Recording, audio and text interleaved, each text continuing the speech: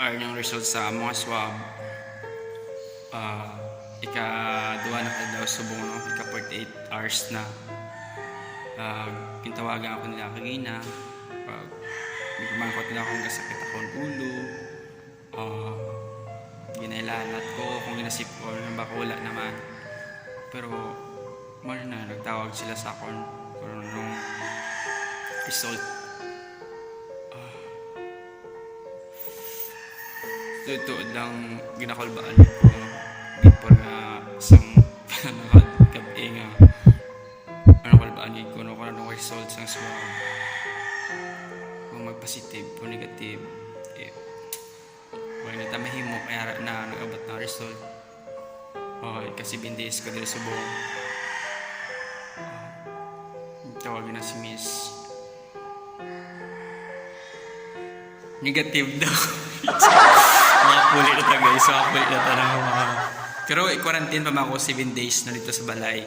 Hindi ko pwede ka lagaw-lagaw, hindi ko pwede ka wala na medyo pero mas okay kay negative kita no. Hindi kita ginakulbaan no, hindi maguri atong mga pamilya, syempre akong ginhalinan dito. Amo na nga that time lagi ko nagka-post sa Facebook, lagi ko nagka-post ka nagpuli ko, lagi ko biskan sa akong YouTube channel, sa akong Facebook page, lagi ko nag-post nga puli ko kay syempre kabalo ko nga iswab ko dire pag-abot no for 5 days.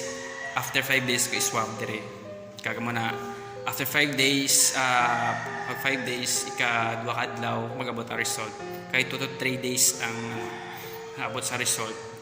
Amo na siya guys, libre man siya. Pero syempre ginakulbaan to sa result. Amo na nga biskandre ko sa sulod sa gwa.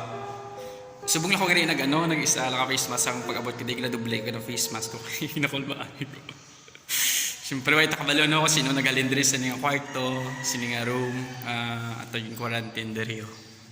Amo na wala ko ga-post, amo na guys. And amala na sa salamat sa Diyos ko dahil sa gusto magpuli no.